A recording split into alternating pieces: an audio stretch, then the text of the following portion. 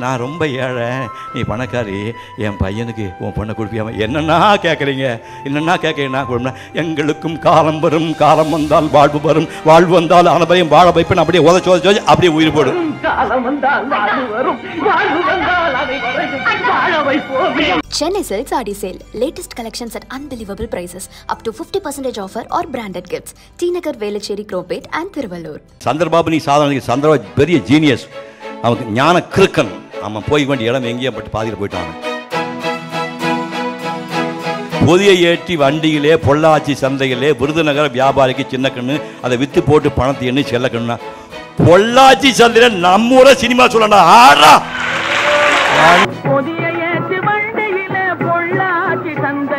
நீண்ட இடைவெளிக்கு அப்புறம் ஹீரோ ஆனதுக்கு அப்புறம் முதல்ல கோயிலுக்குள்ள போய் சிவாஜி சாமி வெளியே வந்தா.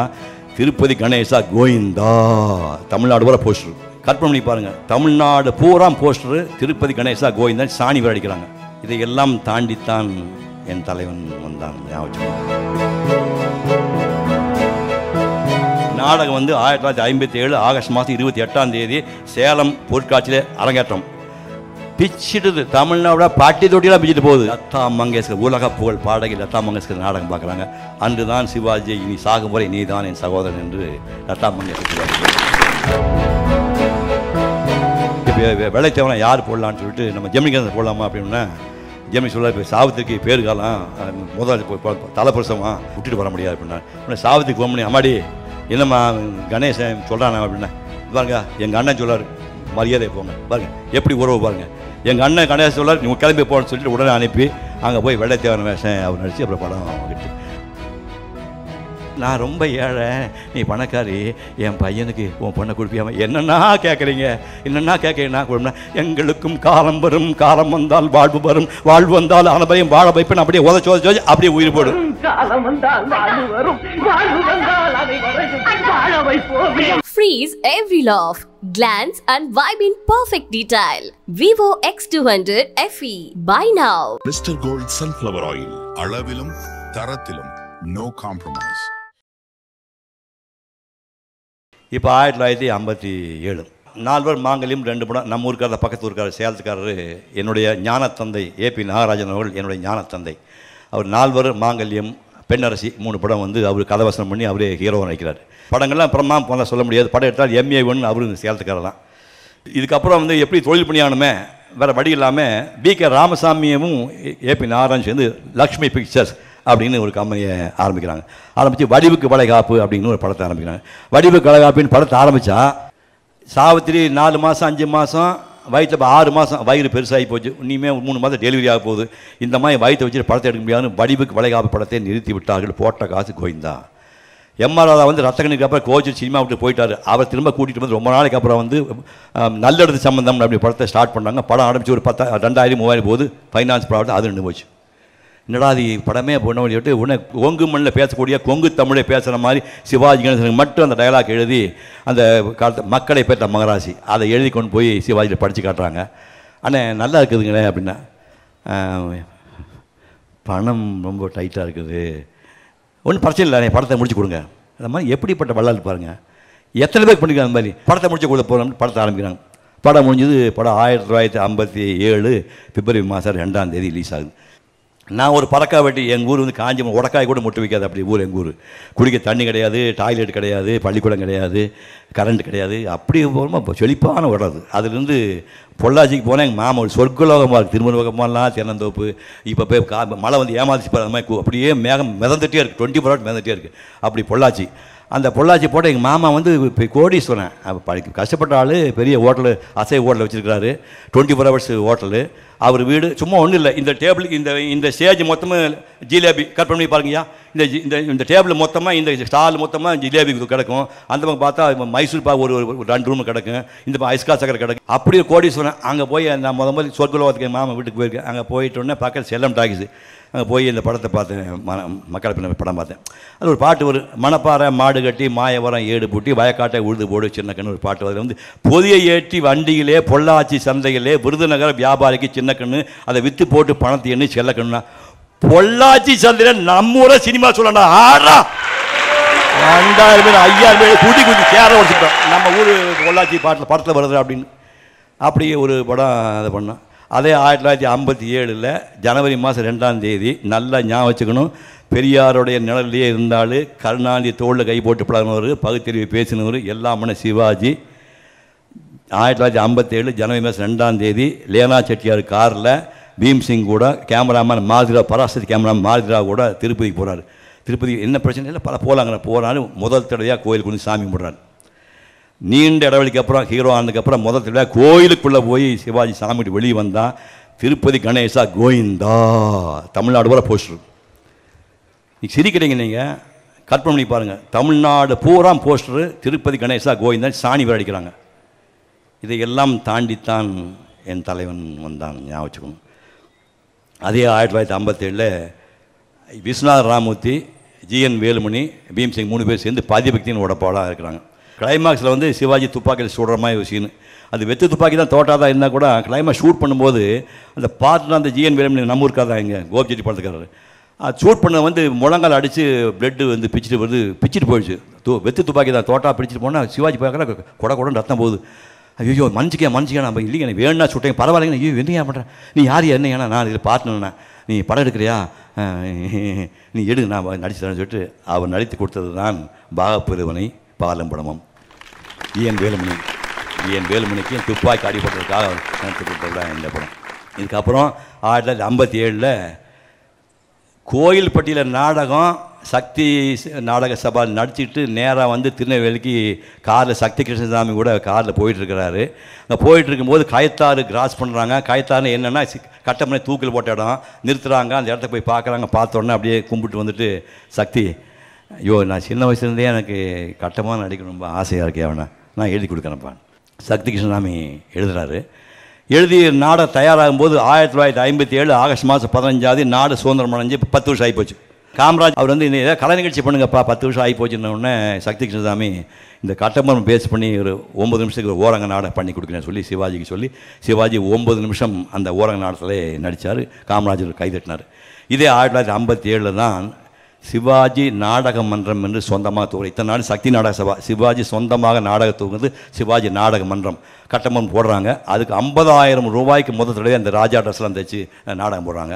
நாடகம் வந்து 1957 ஆகஸ்ட் மாதம் 28ஆம் தேதி சேலம் பொருட்காட்சியில் அரங்கேற்றம். பிச்சுடுது, தமிழ்நாடு பாட்டி தொட்டிலாம் பிச்சுட்டு போகுது. பம்பாய் போய் நாடகம் போடுறாங்க. பிருத்திவிராஜ் கபூருங்கிறவர் ராஜ் கபூர் அப்பா. அவர் வந்து எப்படின்னா சிவாஜி கணேசன் அப்பா மாதிரி நாடகத்துலேயும் பிரமாணம் இருப்பான், சினிமாலையும் பிரமாணம் நடிப்பான். முகலே ஆசம் அக்பர்னு வந்துச்சு, யாரை பார்த்துருப்பீங்க அக்பர் படம். அதில் வந்து அக்பர் அடிப்பார், ஒரு 6 அடி இருப்பான். அப்படி நின்னா பார்த்தா பயங்கரமாக இருக்கும், ராட்சசமாக இருப்பான். பிரமாதம் ஆக்டர். பிருத்திவிராஜ் கபூர் பார்க்குறாரு, அசோக் குமார் பார்க்குறாரு, திலீப் குமார் பார்க்குறாரு, சுனில் பார்க்குறாரு, லதா மங்கேஷ்கர் உலக புகழ் பாடகி லதா மங்கேஷ்கர் நாடகம் பார்க்குறாங்க. அன்று தான் சிவாஜி இனி சாகும் வரை நீ தான் என் சகோதரன் என்று லதா மங்கேஷ்கர்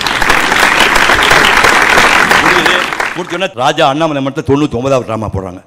போட மாட்டோம்னா அவங்க தெரியும் இல்லையா. அந்த கடைசி சீனில் வந்து புதுக்கோட்டை மன்னன் காட்டி கொடுத்தான், பானர்மன் இருக்கிறான். புதுக்கோட்டை மன்னனுடைய கையில் விலங்க மாட்டி கட்டமனை கொண்டு வருவாங்க.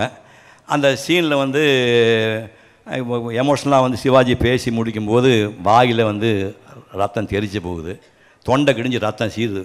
பேச துப்புனா வந்து ரத்தமாக தெரிக்குது. இனிமேல் நடிச்சது போதுமானே 99வது நாடகத்தோடு நிறுத்திட்டு அதுக்கப்புறமா படம் எடுத்தாங்க. அது என்ன டயலாக் தெரியுமா உங்களுக்கு? உயிருக்கு பயந்தவர்களே உட்காருங்கள், அகும் அழிவில்லை உனக்கு. உன்னை அழித்திருந்தால் என் நகமும் அழிந்திருக்கும், அல்லது எட்டப்பனும் தொண்டைமானும் எம்முடைய பிறவாதிருந்தால் உமக்காவது அகம் உண்டாகாமல் இருந்திருக்கும். நல்லவளை திட்டாதே, நன்றாக சொல், நாய்களை திட்டாதேன்னு. அவர்களை நாய் ஒன்று தான் நஞ்சோடு பிராணின்னு அதைத்தான் சொல்கிறான். அவனுக்கு இருந்தாலும் அது சொல்வதற்கு இவன் யார்? ஆமாம் அடக்கியாலும் உங்களை சொல்ல அடிமை அவனுக்கு உரிமையாது. எட்டப்பா ஈனமொழி பேசாதே, நாவை எடுத்தறி. வாட விரும்பினாய் வல்லவனை அழித்தாய், நீ வாழ்ந்து கொள். வீரம் விளைத்திருந்தாய், வீணனை வணங்கினாய், வேண்டியதை வாங்கிக்கொள். கூலி கேட்டாய், கொம்பிட்டாய், கோழையானாய், கூலியை பெற்றுக்கொள். ஆனால் அந்நியன் உன்னை போற்ற வேண்டும், அது உனக்கு இனிக்க வேண்டும் என்று மட்டும் எண்ணாதே. நீ காட்டி கொடுத்தாய், நான் காட்டி கொடுக்கப்பட்டேன். ஆனால் நாம் இருவரும் இதே மண்ணில் விளைந்தவர்கள் தான். எனவே உனக்கு கேடு சூழலும் இனச்சத்து ஒங்கு ஒன்றியதற்கும். ஆகவே என் பேச்சுக்குத்தான் நம்முடைய மதிப்புண்டு, ஏற்பது உனக்கு இழிவன்று. காரணம் உரிமை உண்டு. ஆனால் அவனோ நேற்று வந்தான், இன்று இருப்பான், நாளை போவான் என்ற எல்லைக்கு இலக்கணத்துக்கு உட்பட்டவன். அவன் பேச்சு கேட்டு மட்டும் வீடாதே, அவன் கத்தி பாய்ச்சியும் கலங்காதே. நான் இன்று கூறுவது உனக்கு மட்டுமல்ல, நம்மோடு சிங்கங்களாய் பிறந்து இதோ குளங்களாய் கூறி இருக்கும் அத்தனை ஏழைகளுக்கும் மாநிலப்பட்ட மலைகளுக்கு கூறுகிற தூ காரியம் நீங்க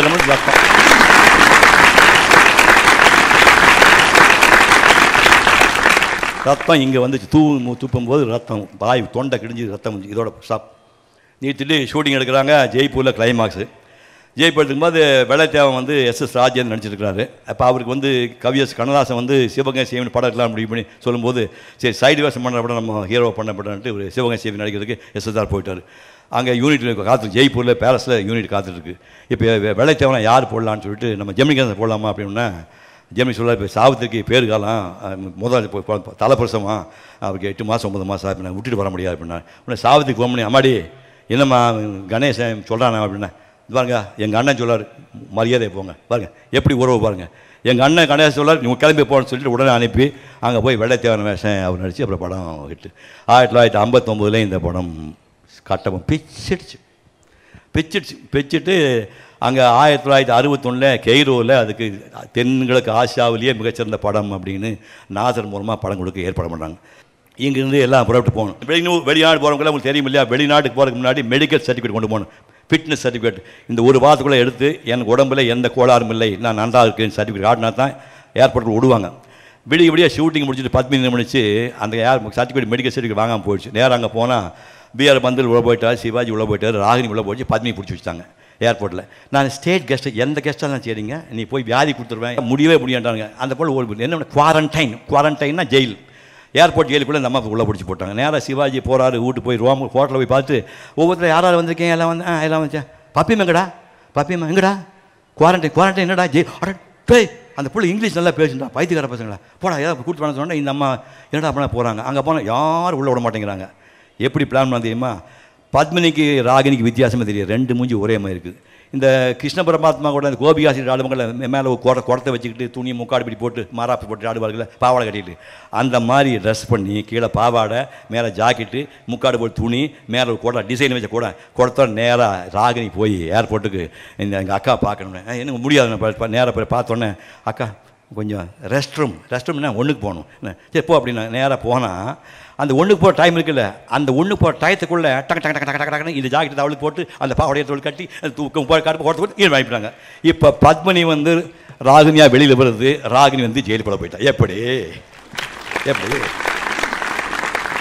உள்ளே போயிட்டா ஃபங்க்ஷன் போனால் 60 அடிக்கு நல்ல ஞாபகம், 40 அடி உயரம் 60 அடி திரையில் கட்டபொம்மன் சீன் போடுறாங்க. கிஸ்தி திரை வரி வட்டி வேடிக்கை வானம் பொழிகிறது பூமி பிழைக்கிறது உனக்கேன் கொடுப்பது கிஸ்தி. எங்களோடு வயலுக்கு வந்தாயா, ஏற்றம் இறைத்தாயா, நீர்பாய்ச்சி நெடுவயல் கந்தாயா, நாட்டு நட்டாயா, களை வைத்தாயா, கடனி வாழ் உழவருக்கு கஞ்சி கிளம்பி சுமந்தாயா, இல்லை அங்கு கொஞ்சி விளையாடும் எம் குல பெண்டில் குளிக்க மஞ்சள் அரைத்து பணி புரிந்தாயா, அல்லது மாமனா மச்சானா மானம் கெட்டவனே எதற்கு கேட்கிறாய் திரை, யாரை கேட்கிறாய் வரி, போரடித்து நெற்குவிக்கும் எம் மேடை நாட்டு உழவர் கூட்டம் உன் பரங்கிய கூட்டத்தையும் போரடித்து தலைகளை நெற்கதிகளாக குவித்து ஜாக்கிரதை. என்ன 40 அடி 20 அடி கட்டாத்தலை முள்ளியாங்கன்னு வித்த பெரிய மீச இந்த ஆள் பேசுகிறான், பிடிச்சிட்டான் கைதட்டல் அனௌன்ஸ் பண்ணேன், மிஸ்டர் சிவாஜி கணேசன் அப்படிங்கிறாங்க. ஒரு எறும்பு மேலே போகுது, எறும்பு என்ன 40 எப்படி தெரியும், இத்தனோடு சிவாஜி கணேசன் 5 அடி அது 6 என் ஹைட் பாரு. அத்தை போய் திரையில் இவ்வளோ பெரிய மூஞ்சி பார்த்துட்டு எறும்பு தோறும் ஒரு ஆள் போகிறாங்க மேடையில். அப்படி நடந்து போனோன்னா சிவாஜி இவ்வளோ சிவாஜினா திஸ் இஸ் சிவாஜி கணேசன். நாங்கள் ஆளை கிழிஞ்சு போச்சு, கை தட்டான் அப்படி தட்டுறான்னு. சிவாஜி எப்பவுமே அதிர்ந்து போகாத ஒரு ஆள். அந்த முதல் தடையாக அவன் வாழ்க்கையில் இப்படி கை தட்டினோன்னு அப்படியே பெயிண்ட் ஆகி அப்படியே பேக் போகிறாரு. போகும்போது பப்பிமா பிடிச்சி சிவாஜி சிவாஜி சிவாஜின்னு பிடிச்சி ஸ்டடி பண்ணி அதுக்கப்புறம் அவார்டு வாங்கி கொடுத்தாங்க. இதுக்கப்புறம் வந்து 1961 வந்த இன்னொரு படம் பாசமலர் படம் வந்து உங்களுக்கு எல்லாம் தெரியும், கைவீசு தெரியும் உங்களுக்கு.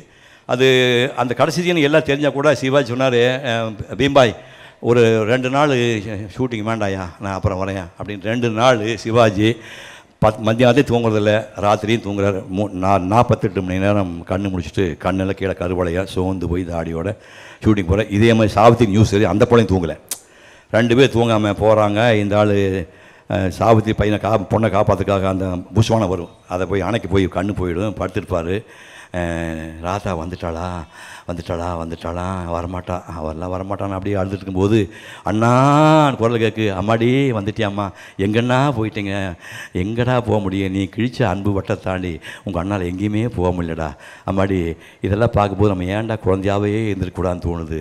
அப்போ உனக்கு 1 வயசு எனக்கு 10 வயசு, சதா அழுதுகிட்டே இருப்பேன். எடுத்து மடியில் போட்டுட்டு கைவீஸ் அம்மா கைவீஸ், கடைக்கு போகலாம் கைவீஸ், மிட்டாய் வாங்கலாம் கைவீஸ். அழுகிறான், அது அழுகுது. அம்மா எனக்கு ஒரு சின்ன உதவி பண்ணுறேம்மா, நான் ரொம்ப ஏழை, சொத்தெல்லாம் தங்கச்சி எழுதி வச்ச பைத்தியக்காரன், சொத்தை எழுதி நான் ரொம்ப ஏழை, நீ பணக்காரி, என் பையனுக்கு உன் பொண்ணை கொடுப்பியாமா? என்னென்னா கேட்குறீங்க, என்னென்னா கேட்குறீங்கன்னா கொடுப்பா. எங்களுக்கும் காலம் வரும், காலம் வந்தால் வாழ்வு வரும், வாழ்வு வந்தால் அனபையும் வாழ வைப்பேன், அப்படியே உதச்சி அப்படியே உயிர் போடும் அண்ணா அப்படிம்பா. இந்த அம்மா செத்து போயிடுவான். படத்தை போட்டு காட்டுறாங்க. மெட்ராஸ் வந்த லதா மங்கேஷ்கர் படத்தை பார்த்துட்டு ஃபெயிண்ட் ஆகி விழுந்துச்சு.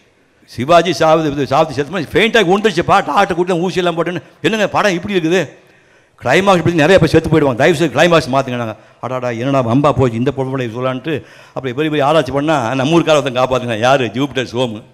ஜூபிட்டர் சோமு வந்து நான் சொன்ன ப்ரொடியூசரு, ராஜகுமாரி படம் எடுத்த ப்ரொடியூசர்.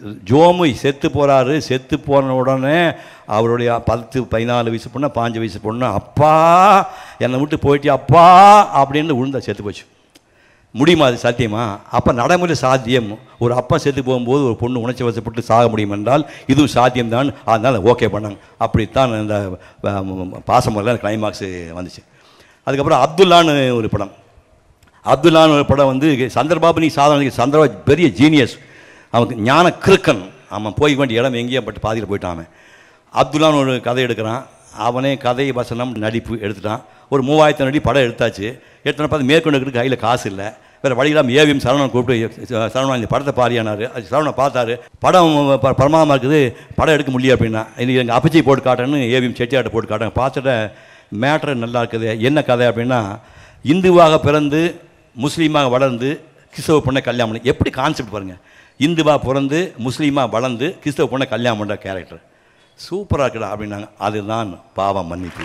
சிவாஜி நடித்தார். சில்வர் ஜூப்ளி சிவாஜியோட சாந்தி தியேட்டரில் அந்த படத்தை ரிலீஸ் பண்ணுறாங்க. ஜப்பான் போய் பார்த்து வந்து ஏவிஎம் செட்டியார் 60 அடி உயரத்துக்கு பலூன் விளம்பரம், பாவ மன்னிப்பு மேலே வந்து ஏவிஎம்னு 60 அடி உயரத்துக்கு பலூன் வந்து முதல்ல இதாக பண்ணி விட்டாங்க. Chennai Silk Saree Sale. Latest collections at unbelievable prices. Up to 50% offer or branded gifts. T Nagar, Velachery, Cropate and Thiruvallur.